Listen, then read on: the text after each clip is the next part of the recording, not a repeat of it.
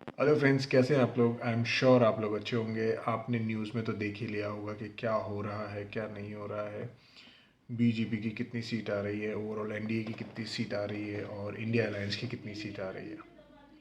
But इसमें हमें देखना है कि स्टॉक मार्केट में इसका क्या इफ़ेक्ट होने वाला है। ठीक है, बहुत सारे लोग हैं जिनसे मेरी बात हुई है एंड उनके भी मैंने व्यूज़ लिए हैं एंड मेरे भी अपने कुछ व्यूज़ हैं। मैंने जो टीवी में जो स्टॉक वेटरन्स हैं, जैसे कि मधु केला जी हो गए और रामदेव अग्रवाल जी हो गए, वो लोग क्या सोच रहे हैं, वो भी मैंने काफ़ी उसके बारे में स्टडी किया, उसको सोचा समझा, एनालिसिस किया एंड अपने एक प्रॉपर एक कंक्लूजन पे आया हूँ मैं। और मैंने सोचा कि वो कंक्लूजन आपको भी बता देता हूँ। सबसे पहली बात तो ये है कि अगर आपने मेरे पिछले वीडियोस देखे थे, नहीं देखे तो आपका लॉस है। अगर देखा है तो आपने उसमें सुना होगा कि मैंने बोला था कि 50% मैं पहले लगा दूंगा एंड 50% बाद में लगा दूंगा। तो आई थिंक मेरा अजम्पशन थोड़ा राइट हुआ, बिकॉज अभी मार्केट काफ़ी नीचे है और मैंने उस टाइम पे पैसे लगा दिए थे।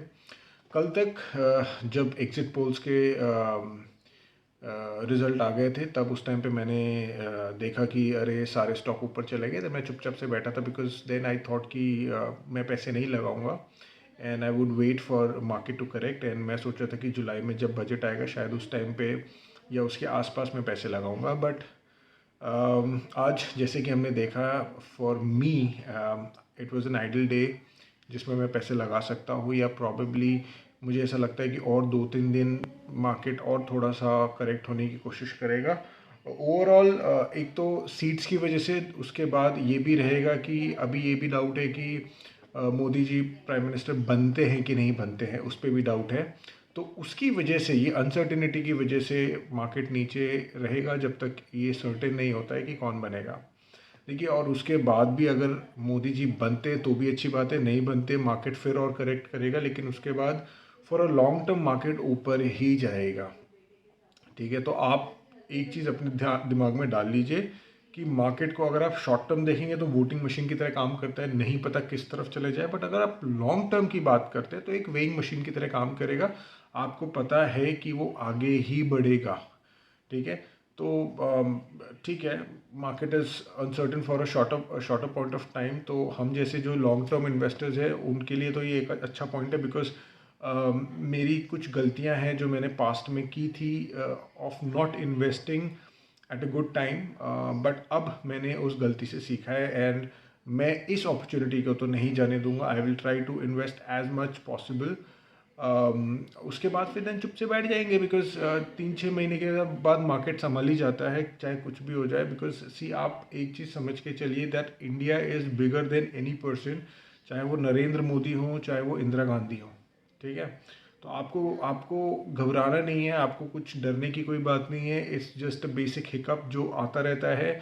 अगर आप उन लोगों की बात सुनेंगे जो मार्केट में पिछले 25-30 साल से है, तो उनके लिए तो ये एक ऐसी चीज़ है कि हाँ ठीक है, दिस अगेन एक ऐसी सिचुएशन है जो पिछली बार भी हुई थी। तो इतना उस बात को डरना नहीं है, उस बात से उतना उस बात से घबराना नहीं है। बट हाँ, आपको लेवरेज नहीं लेना। लेवरेज एज इन कि आपको लोन लेके इतना लोन नहीं ले लेना है अपने सर पे कि बाद में जाके कुछ और भी अनसर्टिनिटी हो तो आप उसको संभाल ना पाएँ। आप उतना ही इन्वेस्ट करें जितना आप कर सकते हैं, आपकी पर्सनल कैपेसिटी है। ठीक है, अगर हाँ छोटा मोटा रिश्तेदारों से तो कुछ उधार लेके डाल दिया, नहीं डाला, that's a separate separate story. Because क्या होता है ना, रिश्तेदारों को थोड़ा 1-2 दिन, एक महीने, एक वीक आगे पीछे दे भी देंगे तो चलेगा। बट अगर आप लिवरेज लेते हैं, लिवरेज एज इन की लोन लेते हैं, देन राकेश झुनझुनवाला सर ने भी बोला था कि लेवरेज इज़ मर्सीलेस। आपको वो ये नहीं देखेंगे कि आपका क्या टाइम चल रहा है, वो सीधा उनका टाइम आएगा, वो सीधा खटक से आपके पैसे निकाल लेंगे। So that is how it is. Overall market की यही सिनारियो है कि it's a good time for a long term investor to put money, and for a short term investor you don't know कल भी क्या होगा, परसों भी क्या होगा, आपका आपका कुछ नहीं पता। ठीक है, मैं मधु केला जी का एक इंटरव्यू देख रहा था CNBC पे, आप ज़रूर देखिए अगर आप देख सकते हैं तो। बहुत अच्छी बात की उन्होंने उसमें उसमें उन्होंने एक्चुअली नेक्स्ट 5 ईयर्स की आपको स्टोरी बता दी कि भाई अगर इन केस अगर कुछ भी होता है, मतलब वो उन्होंने तो एग्जिट पोल के टाइम पे ही बताया था थिंकिंग कि बीजेपी के 400, एनडीए के 400 वोट आएंगे, बट नहीं आए, 400 सीट्स आएंगी। बट नहीं आई है, बट उनकी जो बात है वो हर जगह एप्लीकेबल है। एंड अभी कुछ चीज़ें उन्होंने ऐसे बोली थी कि देखिए सबसे पहली चीज़ तो ये कि आपका एलोकेशन कितना है। एलोकेशन मतलब आपने पैसा कितना डाला है। अगर आपने इतना डाला है कि आपको टेंशन लेने वाली बात है तो अलग बात है। अगर आपने 1-2 लाख रुपए डाले हैं तो टेंशन लेके क्या मतलब है। 1-2 लाख रुपए से क्या हो जाएगा। सी 1-2 लाख आपको किसी भी तरफ से नहीं अफेक्ट करेगा। अगर पैसे नीचे गए तो भी अफेक्ट नहीं करेगा, और अगर पैसे 4 गुना भी बन गए तो भी आपकी लाइफ नहीं बदलेगी। ठीक है, आप इतना समझ के चलिए कि अगर आपको चाहिए कि स्टॉक मार्केट से आपकी लाइफ बदले तो you have to have a big amount of money in the stock market. जो अगर ऊपर जाए तो आपकी ज़िंदगी बदले, नीचे जाए तो you can wait and let the market work for a longer period of time. ठीक है, तो आपका एलोकेशन कितना है that is very very important. अगर आपका एलोकेशन छोटा है तो आप टेंशन मत लीजिए। अगर आपका एलोकेशन बड़ा है तो भी आप टेंशन मत लीजिए, बट अगर बड़ा है तो आपको ये टेंशन लेनी है कि उसको सॉरी, अगर छोटा है तो उसको आपको ये टेंशन लेनी है कि इसको बड़ा कैसे बनाना है। बड़ा कैसे बनाना है मतलब आपको ज़्यादा से ज़्यादा पैसे कैसे डालने हैं। बिकॉज वो जो मैंने लोग कहते हैं ना 5,000 से शुरू करिए, 2,000 से शुरू कीजिए, उससे कुछ नहीं होता है। ठीक है, उससे कुछ नहीं होता है, वो खाली बोलने वाली बात है। आपको अगर बड़ा करना है, बड़ा बनना है, आपको अपना घर चेंज करना है, अपनी गाड़ी, अपनी लाइफस्टाइल चेंज करनी है, then you have to have a big amount of money in the stock market. तो यही बात है कि अगर आज आपके पास कम पैसे हैं और आप टेंशन ले रहे हैं कि अरे एनडीए की इतनी सीट्स नहीं आई तो मतलब आप अननेसेसरी टेंशन ले रहे हैं, तो आपको टेंशन लेने वाली कोई बात नहीं है। ठीक है, and on top of it एक और चीज़ है कि देखिए ये आपके लिए एक बहुत अच्छी लर्निंग भी है। अगर आप ये सोच के चले, समझ के चले कि मैंने पैसे तो डाल दिए, लेकिन आपने किस तरह के पैसे, किस तरह से के स्टॉक में पैसे डाले हैं, या स्टॉक नहीं तो आपने इंडाइसेस खरीदा तो then anyways you don't have to worry. तो स्टॉक किस तरह के स्टॉक डाले, अगर आपने सुने सुनाए डाले हैं, मोमेंटम में डाल दिए हैं, देन तो यार आपका कुछ नहीं हो सकता। बिकॉज आपका वो विजन ही नहीं है कि आप एक फंडामेंटली चीज़ों को देखें, समझें एंड देन पैसा लगाएं। आपका स्ट्रक्चरल स्टॉक का जो स्ट्रक्चर है वो इंटैक्ट, वो स्ट्रांग होना चाहिए कि अगर ऐसे 2-4 हिकअप्स आते हैं तो आपका स्टॉक ऐसे ढह ना जाए। ठीक है, तो वो आपको देखना चाहिए। मैं आपको एक एग्जांपल बता देता हूँ कि अगर आपको कोई स्टॉक देख रहे हैं, देखिए मैं कैसे करता हूँ कि अगर मैं कोई स्टॉक ले रहा होता हूँ तो मैं बड़ी सिंपल स्टोरी करता हूँ। मैं ये शॉर्ट टर्म चीज़ें नहीं देखता हूँ कि अरे यार ये पीएसयू चल, अभी जैसे पीएसयू का जो इतना बड़ा वो चल रहा था कि पीएसयू चल रहे, पीएसयू चल रहे, पीएसयू बढ़ रहा है, पीएसयू बढ़ रहा है। देखिए मेरे पास अगर पीएसयू नहीं है तो मैं सिर्फ इसलिए नहीं इन्वेस्ट करूँगा कि पीएसयू चल रहा है। मैं इसलिए इन्वेस्ट करूँगा कि अगर मेरे को वो दिखता है कि ये एक फ्यूचरिस्टिक इंडस्ट्री है, मेरे को दिखता है कि इस कंपनी की मैनेजमेंट अच्छी है, मेरे को ये दिखता है कि ओवरऑल इस कंपनी की अर्निंग्स अच्छी है और ये कंटिन्यू होगी फॉर नेक्स्ट 3-5 ईयर्स, तब मैं इन्वेस्ट करूँगा, भले ही उसका वो थीम फैशन में हो या ना हो। तो आपको भी इसी हिसाब से लेना चाहिए। अभी जैसे एग्जिट पोल के टाइम पे पीएसयू बढ़ गया, अभी अभी एक्चुअल रिजल्ट आया तो पीएसयू घट गया। मुझे कोई फ़र्क नहीं पड़ता बिकॉज मैं वो देख के पैसे नहीं लगाता हूँ। ठीक है, अरे सब लोग पीएसयू खरीद रहे तो आप भी खरीदो। देखिए ऐसे नहीं होता है, this is not how it works.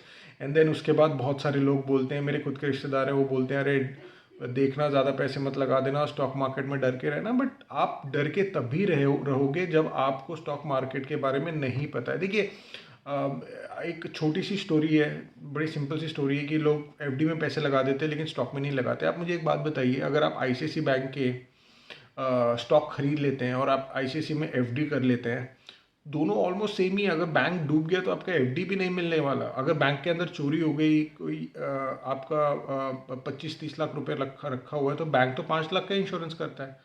Same goes with your locker.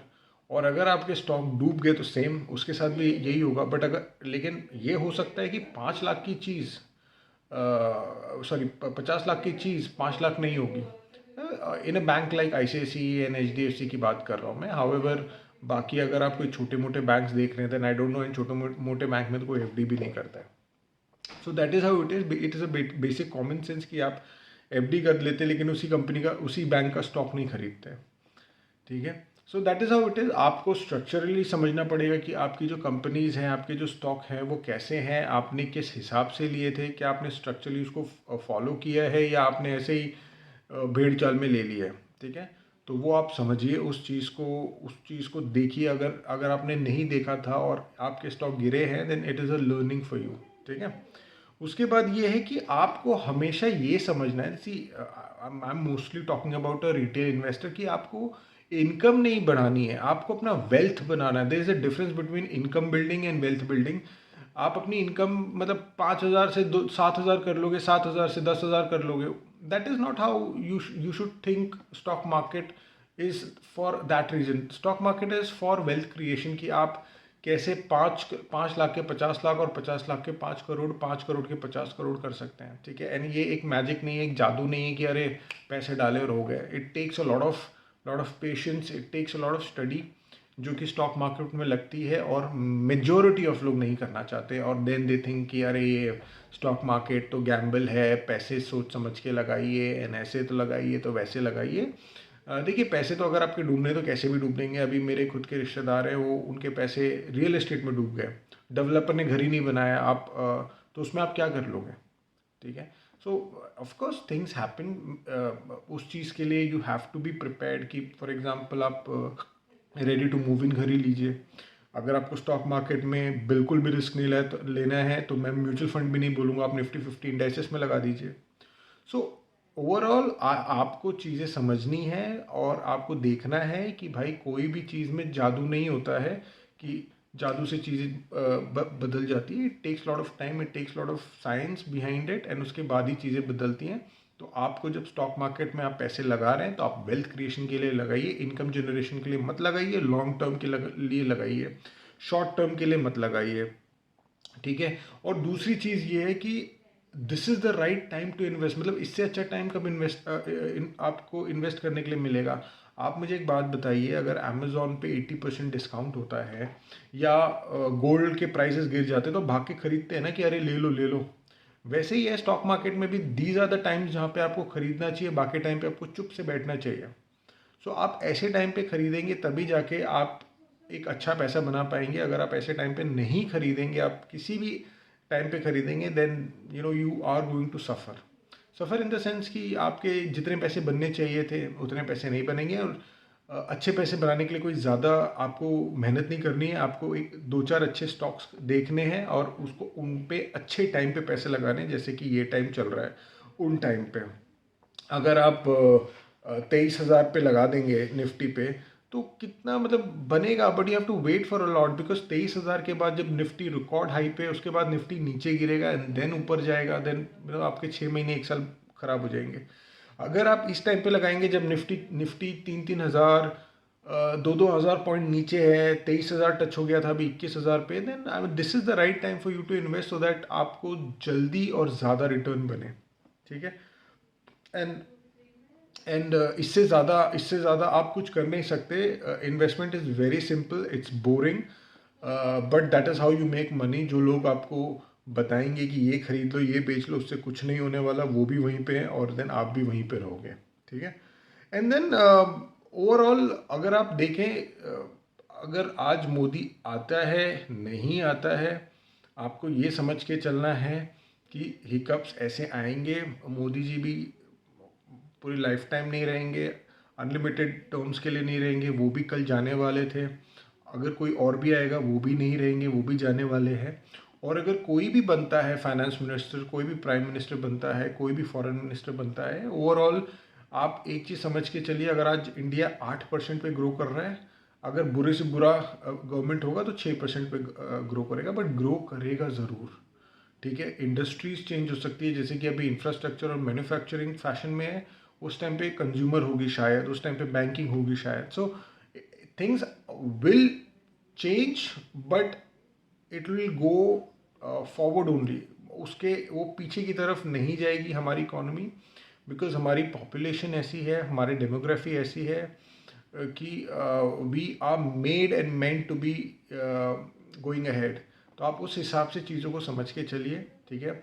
अगर इलेक्शन के कोई भी नतीजे आते हैं उससे आपको कोई फ़र्क नहीं पड़ना चाहिए, बिकॉज स्टॉक मार्केट की अपनी स्टोरी है, पॉलिटिक्स की अपनी स्टोरी है। आप खाली स्टॉक मार्केट और पॉलिटिक्स को उस हिसाब से कनेक्ट कीजिए कि अगर मार्केट गिरता है because of politics, you don't need to worry, just buy as much as possible and sit tight. अगर दूसरी चीज़ होती है कि अगर आज मार्केट बढ़ गया होता तो मेरी स्ट्रैटेजी ये होती थी कि मैं चुपचाप बैठता, मैं वेट करता कि भाई कोई ऐसा टाइम आ जाए कि मुझे पैसे लगाने दो। बट और ऐसे टाइम आपको एक चीज़ बता दूं कि कोविड में मैंने कम पैसे लगाए थे, ना की तरह पैसे लगाए थे, और मैं पछता रहा था। I was waiting for a time that कि मार्केट गिरे, और इससे अच्छा टाइम नहीं है जब निफ्टी 2-2 हज़ार पॉइंट गिर चुका है। तो इससे अच्छा टाइम मुझे नहीं लगता कि अब ज़्यादा आगे आएगा, या I have to wait a lot to have this time again. तो मैं तो इसका फुल यूज़ उठाऊंगा। आपके ऊपर है आपको उठाना है कि नहीं उठाना है। और अगर आपको ऐसे एडवाइजेस और चाहिए तो मेरा चैनल आप सब्सक्राइब करके रखिए, ठीक है। बिकॉज मैं आपको वो चीज़ बताऊंगा जो आपको मार्केट में लोग नहीं बताएंगे, और पॉइंट टू पॉइंट बताऊंगा जो आपको आपकी स्टॉक मार्केट में स्ट्रैटेजी बनाने के लिए काम आएगी, ठीक है। तो मिलते हैं अगले वीडियो में। Thank you so much, bye bye.